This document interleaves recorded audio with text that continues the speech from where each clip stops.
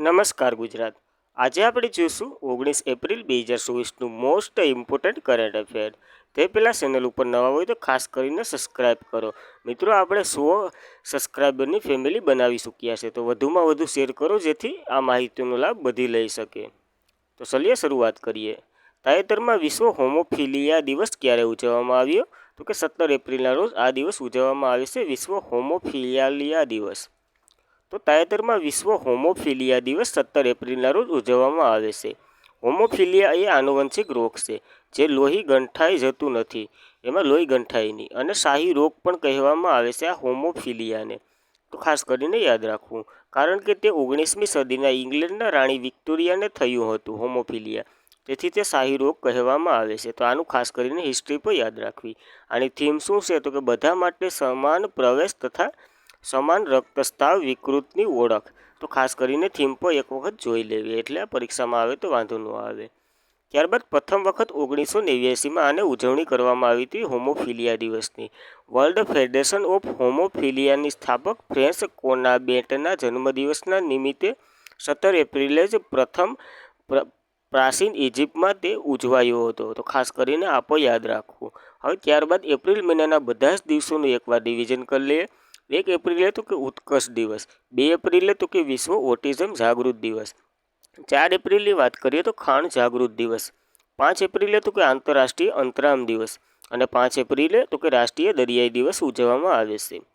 6 એપ્રિલે વાત કરીએ તો આંતરરાષ્ટ્રીય રમતગમત દિવસ, રાષ્ટ્રીય હાથ બનાવટી દિવસ અને રાષ્ટ્રીય પુસ્તકાલય દિવસ ઉજવવામાં આવે છે. 7 એપ્રિલે વાત કરીએ તો વિશ્વ આરોગ્ય દિવસ ઉજવવામાં આવે છે.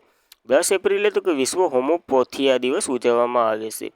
11 એપ્રિલે તો કે રાષ્ટ્રીય સલામત માતૃત્વ દિવસ અને વિશ્વ પાંક્ષિક દિવસ ઉજવવામાં આવે છે.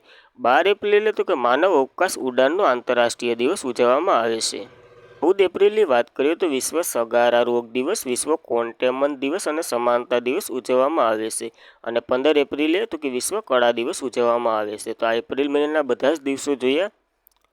ત્યારબાદ 2024ની 100 સૌથી પ્રભાવશાળી વ્યક્તિઓની તાજેતરમાં બહાર પડેલી ટાઈમની યાદીમાં કઈ ભારતીય અભિનેત્રીનો સમાવેશ કરવામાં આવ્યો છે? તો આલિયા ભટ્ટ એકમાત્રીય ભારતીય અભિનેત્રી છે જેનો સમાવેશ કરવામાં આવ્યો છે. તો 2024માં 100 સૌથી પ્રભાવશાળી વ્યક્તિમાં તાજેતરની લિસ્ટ બહાર પાડવામાં આવી છે. તે ટાઈમની યાદી કે એટલે ટાઈમ દ્વારા બહાર પાડવામાં આવે છે. તેમાં આલિયા ભટ્ટ ભારતીય અભિનેત્રીનો સમાવેશ કરવામાં આવ્યો છે. એની સાથે સાથે દેવ પટેલ અને સાક્ષી મલિક આ બંનેનો પણ સમાવેશ કરવામાં આવ્યો છે. તો આ 3 નામો ખાસ કરીને યાદ રાખવા. તાજેતરમાં ડિસ્કન થોઓર માઇકોસાર અલેખએ જૂના પુરુષોના વર્લ્ડ રેકોર્ડ તોડ્યો છે. તે કયા દેશના છે? તો કે લિથુઆનિયાના છે. આ નામે પહેલી વખત સાંભળ્યું છે આ દેશનું ગણાય તો ખાસ કરીને યાદ રાખવું. તાજેતરમાં ડિસ્કન થોઓર માઇક્રોલાસ અલેખાએ જૂનો પુરુષ વર્લ્ડ રેકોર્ડ તોડ્યો છે, જેઓ લિથુઆનિયા દેશના છે. તો ખાસ કરીને યાદ રાખવું. લિથુઆનિયા ડિસ્ટર ફેંકનાર માઇક્રો અલેખા બન્યા છે, જેનો રેકોર્ડ તો કે 70.35 મીટર છે, અને છેલ્લો રેકોર્ડ તો કે 70.8 મીટર હતો. તે 1986માં સી ઝુંગ સિલેટ જે જર્મનીના એથ્લેટ હતા તેના દ્વારા આ ફેંકવામાં આવ્યો હતો. તો ભારતમાં વાત કરીએ તો ડિસ્ટલ થ્રોના ખેલાડીની વાત કરીએ તો કમલપ્રીત કૌર છે, કૃષ્ણા પુનિયા છે અને નવજીત કૌર ધિલોકો. ત્યારબાદ ઈશાનું પ્રોબા 3 મિશન કોણે લોન્ચ કરશે? તો ભારત દ્વારા આ લોન્ચ કરવામાં આવશે. ઈશાનું પ્રોબા 3 મિશન છે, જે સૂર્યની અભ્યાસ કરતું એક મિશન છે. ઈશાનું પ્રોબા 3 મિશન ભારત લોન્ચ કરશે. તો મિશનનું નામ તો કે પ્રોબા 3 છે. કોના દ્વારા બનાવવામાં આવ્યું? તો યુએસ એટલે કે અમેરિકા દ્વારા આને બનાવવામાં આવ્યું છે. આ એક સૂર્યનો મિશન છે, એટલે સૂર્યનો અભ્યાસ કરતું મિશન છે. હવે ઈસરો લોન્ચ કરશે આને કયા રોકેટથી? તો કે PSLV XL રોકેટથી લોન્ચ કરશે. અને પ્રોબા 3 મિશન 2 અવકાશ યાત્રી જશે તેમાં. તેના નામ તો કે કોરોનાગ્રાફી અને ઓક્સ્યુલેટર. આ બંને વ્યક્તિઓ જશે અવકાશમાં. તો ખાસ કરીને સસ્સામાં છે એટલા માટે યાદ રાખવું. ત્યારબાદ બંને ઉપગ્રહ ભેગા થઈને 144 મીટર લાંબુ એક સાધન બનાવશે, જે સોલાર કોરોનોગ્રાફી તરીકે ઓળખવામાં આવ્યું છે. આનાથી વૈજ્ઞાનિકો સૂર્યના કોરોનાનો અભ્યાસ કરવામાં મદદ કરશે. ESAની વાત કરીએ તો તેની રચના 1975માં થઈ હતી. હેડક્વાર્ટર તો કે પેરિસમાં છે, અને વડા તો કે જોસેફ એસમ્બેર છે. અને જુરિસ એટલે કે ગુરુ આઈસ મૂન એક્સપોર્ટ મિશન યુક્ત સ્પેર ટેલિસ્કોપ છે. તો આ ખાસ કરીને યાદ રાખવી, યુએસની એક કંપની છે. ત્યારબાદ તાજેતરમાં તિરંગા બરફીને જીઆઈ ટેગ મળ્યો છે. તે ક્યાંની છે? તો કે વારાણસીની આ બરફી છે તિરંગા નામની, જે 3 કલરમાં હોય છે, ભારતના તિરંગા જેવી. તો તાજેતરમાં તિરંગા બરફીને જીઆઈ ટેગ મળ્યો છે. જી દ્વારા બનાવવામાં આવેલી તિરંગા બરફીને જીઆઈ ટેગ મળ્યો છે ખાસ તાજેતરમાં. તો દેશની સ્વાતંત્ર્ય ચળવળ દરમિયાન ક્રાંતિકારીઓએ ગુપ્ત બેઠક અને ગુપ્ત માહિતીને આદાન પ્રદાન માટે તિરંગા બરફીની શોધ કરી હતી. તેમાં કેસરી રંગ અને કેસરી, લીલો અને પિસ્તા અને સફેદ રંગ વચ્ચેનો છે. તો ખાસ કરીને યાદ રાખવું, આ તિરંગા જેવી બરફીને જીઆઈ ટેગ તાજેતરમાં મળ્યો છે, તે વારાણસીની છે. હવે ખોયા અને કાજુનો ઉપયોગ કરવામાં આવે છે. ગાગાજળીની વાંસળી દેવી દેવતાઓને પિત્તળ શિલ્પો, ઘંટી અને ઘટ કાસ્ટ મેટલ હસ્તકળાના ઉદાહરણો છે. આ હવે કાશીને સૌથી વધુ વૈદ્યક સ્પર્શ જીઆઈ ટેગ શહેર પર કહેવામાં આવે છે. અને સૌથી વધુ રાજ્યની વાત કરીએ તો પહેલાં તેલંગાણા હતું, ત્યારબાદ યુપી બની ગયું છે. તો ખાસ કરીને આ પણ યાદ રાખવું, જીઆઈ ટેગ મેળવનાર. ત્યારબાદ તાજેતરમાં શેખ અહેમદ અલ સવાબ દેશના નવા વડાપ્રધાન કોણ બન્યા છે? તો આ ફોલબા કયા ગામના હતા એ પ્રશ્ન આવે છે. તો કુવૈતના બન્યા છે તાજેતરમાં આ વડાપ્રધાન તરીકે બન્યા છે. તો તાજેતરમાં શેખ અહેમદ અલ સબાબ કુવૈતના નવા વડાપ્રધાન બન્યા છે. તે કોનું સ્થાન લેશે? તો કે શેખ મોહમ્મદ સબાદ અલ સાલેમ અલ સબાહનું સ્થાન લેશે. તો રાજધાની કુવૈતની વાત કરીએ તો કુવૈતનું કેપિટલ તો કુવૈત શહેર છે, અને ચલણ તો કે કુવૈતી દિનાર છે. તો ખાસ કરીને આ માહિતી નોંધવી. ત્યારબાદ 2024ની જેટલા પ્રેસિડેન્ટ અને પીએમની નિયુક્તિ થઈ તેના વિશે એક નજર કરી લઈએ. સિંગાપુરના વડા તાજેતરમાં બન્યા હતા લોસેન્સ વોંગ્સ. આઇસલેન્ડના વડાપ્રધાન તો કે બેનર્જી બેન્ટિંગસન બન્યા છે. સ્લોવાકિયાના રાષ્ટ્રપતિ તરીકે પીટર પેલેગ્રીન અને ઇજિપ્ત ત્રીજી વખત રાષ્ટ્રપતિ તરીકે અબ્દુલ ફતેહ અલ સીસી બન્યા છે.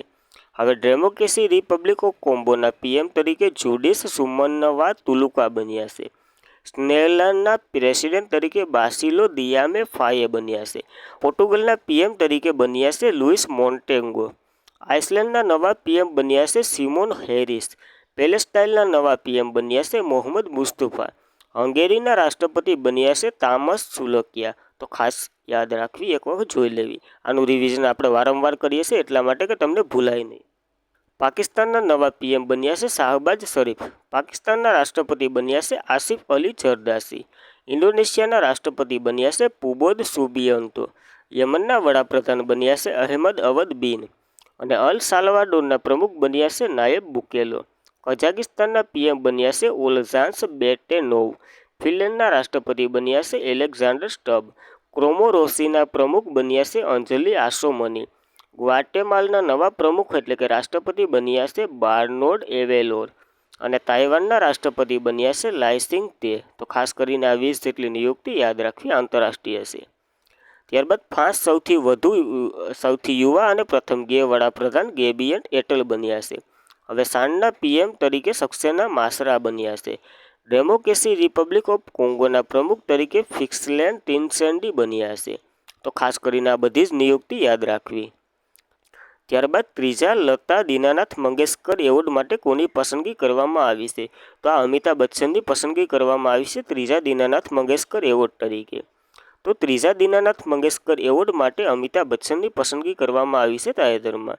એવોર્ડનું નામ તો કે લતા દીનાનાથ મંગેશકર એવોર્ડ 2024માં ત્રીજી આવૃત્તિ છે. કોની પસંદગી કરવામાં આવી છે? તો કે અમિતાભ બચ્ચનની પસંદગી કરવામાં આવી છે. પ્રવૃત્તિ 2022માં પ્રથમ વખત કેને મળ્યો હતો? તો કે નરેન્દ્ર મોદીને. અને બીજી આવૃત્તિ 2023માં તો કે આશા ભોસલેને મળ્યો છે. અને ત્યારબાદ લતા મંગેશકર એવોર્ડ અમિતાભ બચ્ચનને આપવામાં આવશે 2024નો અને ત્રીજો.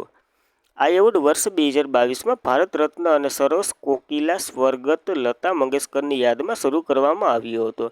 તો ખાસ કરીને યાદ રાખવું, 2022માં શરૂ કરવામાં આવ્યો હતો. હાલ તો કે ત્રીજો આપવામાં આવ્યો છે. હવે તાજેતરના થોડાક એવોર્ડો સરસામાં રહ્યા છે તેના વિશે એક નજર કરી લઈએ. તો કે 33મો સરસ્વતી સન્માન પ્રભા વર્માને. 2024નો એબલ પુરસ્કાર તો કે મિશેલ ટેલગ્રાન્સને. એરિસમન એવોર્ડ તો કે અમિતાવ ઘોષને. 2024માં પિક્સેલ પુરસ્કાર તો કે રેન્કીના યામામોટાને. અને મિસ વર્લ્ડ 2024 તરીકે ક્રિસ્ટિના પિંજકોવા બન્યા છે. 2023માં જીડી બિરલા એવોર્ડ તરીકે ડૉક્ટર અદિતિ સેનને આપ્યો હતો અને જ્ઞાનપીઠ પુરસ્કાર 58મો જગદીદ ગુરુ રંભાચાર્ય અને ગુલજારને આપવામાં આવ્યો હતો. કેપી નાબિયા એવોર્ડ એસ સોમનાથનને આપવામાં આવ્યો હતો. હવે CK Naidu lifetime achievement award Ravi શાસ્ત્રીને અને ફારૂક ઇન્જિનિયરને આપવામાં આવ્યા હતા. હવે આસામ વૈભવ સન્માનથી રંજના ગોસાઈને મળ્યો હતો અને MS સ્વામીનાથન એવોર્ડ BR કંબોજને મળ્યો હતો. 2023માં તારા રામનુજન પુરસ્કાર રૂઈકિસાંગ જાંગને મળ્યો હતો અને સાહિત્ય અકાદમી પુરસ્કાર હિન્દીમાં સંજીવને મળ્યો હતો મને જાણો માટે. હવે અંગ્રેજીમાં નીલમ શરણ ગૌરને મળ્યો હતો રાગ જાનકી વિનતી માટે. હવે 33મો વ્યાસ સન્માન પુરસ્કાર તો કે પુષ્પા ભારતીને મળ્યો હતો યાદો યાદો યાદો માટે. ત્યારબાદ ભારતીય પ્રથમ હાઇબ્રિડ પીસ તાજેતરમાં ક્યાં બાંધવામાં આવી છે? તો આ ઉત્તરાખંડના બાંધવામાં આવી છે. ભારતની પ્રથમ હાઇબ્રિડ પીસ છે, તો ખાસ કરીને યાદ રાખવું. તાજેતરમાં હાઇબ્રિડ પીસ તાજેતરમાં ધર્મશાળા હિમાચલ પ્રદેશમાં બાંધવામાં આવી છે. હિમાચલ પ્રદેશના SP સ્ટેડિયમમાં નવી પ્રકારની પીસ સ્થાપિત કરવામાં આવી છે. BCI દ્વારા મંજૂર કરવામાં આવેલ છે તેને પ્રકારની પ્રથમ પીસ હશે. હવે ક્રિકેટ સ્ટેડિયમની અંદર કુદરતી ટર્ફમાં પોલિસ્ટોલ ફાઇલ ઉમેરવામાં આવશે. હાઇબ્રિડ પીસ સીસ ગ્રાયન્સ નામની કંપની દ્વારા બનાવવામાં આવી છે અને તે નેધરલેન્ડ સ્થિત એક કંપની છે, તો ખાસ કરીને આ કંપની વિશે પણ યાદ રાખવું. ત્યારબાદ ભારતના પ્રથમ મહિલા પીસ ક્યુરેશ જેન્સા કલ્યાણ હતા. હવે વાનખેડા સ્ટેડિયમ મુંબઈ ખાતે આવેલું છે. ત્યાં સચિન તેંડુલકરની પ્રતિમા સ્થાપિત કરવામાં આવી છે. નરેન્દ્ર મોદી સ્ટેડિયમ તો કે અમદાવાદ ખાતે આવેલું છે. ઇન્ટરનેશનલ ક્રિકેટ સ્ટેડિયમ તો કે બલબીરસિંહ સિનિયરના નામ પરથી આનું નામ આપવામાં આવ્યું હતું. ઓરિસ્સામાં ભારતનું સૌથી મોટું હોકી સ્ટેડિયમ રાઉરકેલા બિરસા મુંડાના નામ પરથી રાખવામાં આવ્યું છે અને રાયબેલી હોકી સ્ટેડિયમ તો કે રાની રામપાલના નામ પરથી રાખવામાં આવ્યું છે. તો આ તાજેતરના જેટલા પણ સ્ટેડિયમો સરસામાં રહ્યા છે તેના વિશે પણ એક નજર કરી લીધી. ત્યારબાદ મિત્રો પુણેમાં આર્મી સ્પોર્ટની સંસ્થા નીરજ ચોપડાનું સ્ટેડિયમ બનાવશે અને ઇંગ્લેન્ડ લેટર્સ ટિકિટ કાઉન્ટરનું નામ તો કે સુનિલ ગવાસ્કરના નામ ઉપરથી રાખવામાં આવ્યું છે.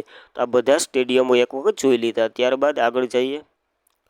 તાજેતરમાં ઇસરોએ કયા વર્ષ સુધી અવકાશને કાટમુક્ત કરવાનું લક્ષ્ય નક્કી કર્યું છે? તો 2030 સુધી આને કાટમુક્ત કરવાનું લક્ષ્ય ધારણ કર્યું છે. તાજેતરમાં ઇસરોએ જાહેરાત કરી છે કે 2023ના વર્ષ સુધી અવકાશને કાટમુક્ત કરવાનું લક્ષ્ય નક્કી કર્યું છે. હવે ઇન્ડિયન સ્પેસ રિસર્ચ ઓર્ગેનાઇઝેશન એટલે કે ઇસરોના અધ્યક્ષ એસ સોમનાથે 16 એપ્રિલ 2024ના રોજ જાહેરાત કરી હતી. ભારતે 2023 મુજબ સુધીમાં કાટમુક્ત જગ્યા બનાવવાનું લક્ષ્ય નક્કી કર્યું છે. હવે ઇસરોના અધ્યક્ષ એસ સોમનાથ અવકાશ વિભાગના સચિવ પણ છે, તો ખાસ કરીને આ પોઈન્ટ પર નોંધવો, કોઈને ખ્યાલ નહીં હોય. હાલમાં જ ભ્રમણ કક્ષામાં 54 ઓપરેશનલ અવકાશયાનો છે. તેમાંથી સંખ્યાબંધ બિન ઓપરેશન ઓબ્જેક્ટ છે. હવે ઇસરોની વાત કરીએ તો ઇન્ડિયન સ્પેસ રિસર્ચ ઓર્ગેનાઇઝેશન તેનું ફૂલ ફોર્મ થાય છે. તેની રચના તો કે 1969માં થઈ હતી. મુખ્ય મથક હેડક્વાર્ટર એટલે કે બેંગ્લોરમાં આવેલું છે અને અધ્યક્ષ તો કે એસ સોમનાથન છે. તેની આત્મકથા સરસામાં હતી નીલાઉ કુશિયા સિંહગલ, ખાસ કરીને યાદ રાખવું. અને ભારતના રોકેટમેન તરીકે કે શિવમને ઓળખવામાં આવે છે અને તેનું સૂત્ર શું છે? તો કે માનવ પ્રકાશની સેવામાં અવકાશી ટેકનિક, તો ખાસ કરીને આ પોઈન્ટો પર નોંધવા. ત્યારબાદ જોન એલન જે કે સ્વિગન જુનિયર એવોર્ડ ઇસરોએ તાજેતરમાં મળ્યો હતો. લિફ્ટ એક્સિસ એવોર્ડ અને ઉડ્ડયન સપ્તાહ વિજેતા પુરસ્કાર તાજેતરમાં ઇસરોને આપવામાં આવ્યા છે. તો તાજેતરમાં એટલા એવોર્ડો પર ખાસ કરીને નોંધવા ઇસરોને મળેલા છે, એટલા માટે ખાસ કરીને આદિત્ય મિશન માટે. તાજેતરમાં જ દીપેશસિંહ T20 એક ઓવરમાં 6 સિક્સ ફટકારનાર છે. તો તે કયા દેશના ખેલાડી છે? તો કે તે નેપાળના તાજેતરના ખેલાડી બન્યા છે. તાજેતરમાં જ દીપેશસિંહ T20 એક ઓવર 6 સિક્સ ફટકારનાર નેપાળના ખેલાડી બન્યા છે. એટલે કે નેપાળના પ્રથમ બન્યા છે. ઓલ ઓવર વાત કરીએ તો ત્રીજા બન્યા છે. પ્રથમ નંબર ઉપર ઓલ ઓવરની વાત કરીએ તો યશસ્વી જયસ્વાલ છે. તો ખાસ કરીને આ પ્રથમ છે અને આ ત્રીજા બન્યા છે. તો આ યાદ રાખવું, કન્ફ્યુઝન ન થાય. ત્યારબાદ મિત્રો વનલાઇનર સ્વરૂપે કરંટ અફેર જોઈ લે તે પહેલાં ચેનલ ઉપર નવા હોય તો ખાસ કરીને સબસ્ક્રાઇબ કરો, વિડીયોને લાઇક કરો અને તમારા મિત્રો સુધી શેર કરો, જેથી તે પણ આ માહિતીનો લાભ લઈ શકે. હવે UAE પ્રથમ વખત અવકાશમાં યુદ્ધ અભ્યાસ મિશન વિક્સન્ટ હેયર્સ શરૂ કરશે. હવે જોર્જિયામાં 13મો European girls mathematical olympiad 2024માં ભારતે 4 મેડલ જીત્યા છે. કૃત્રિમ વરસાદને કારણે યુએઈમાં ગંભીર પૂર આવ્યું છે. નેપાળમાં બિસ્ટલ જાત્રા ફેસ્ટિવલનું આયોજન કરવામાં આવ્યું છે. તાજેતરમાં શરૂ છે એટલે આરબીઆઈએ બેંક ઓફ બરોડાને બોમ્બે વર્લ્ડ એપને સસ્પેન્ડ કરી દીધું છે. હવે વિશ્વ ધરોહર દિવસ 2024 18 એપ્રિલના રોજ ઉજવવામાં આવ્યો છે. અને ડીઆરડીઓએ કેરળમાં સોનાર સિસ્ટમ પરીક્ષણ કર્યું છે, જેનું મૂલ્યાંકન કેન્દ્ર સ્પેસનું ઉદ્ઘાટન કર્યું છે. ક્યાં? તો કે કેરળ ખાતે. તો આ પોઈન્ટ પર નોંધવો. તો આજ માટે એટલું. Thank you for watching this video. જય હિન્દ વિદ્યાર્થી મિત્રો. Good day, good life.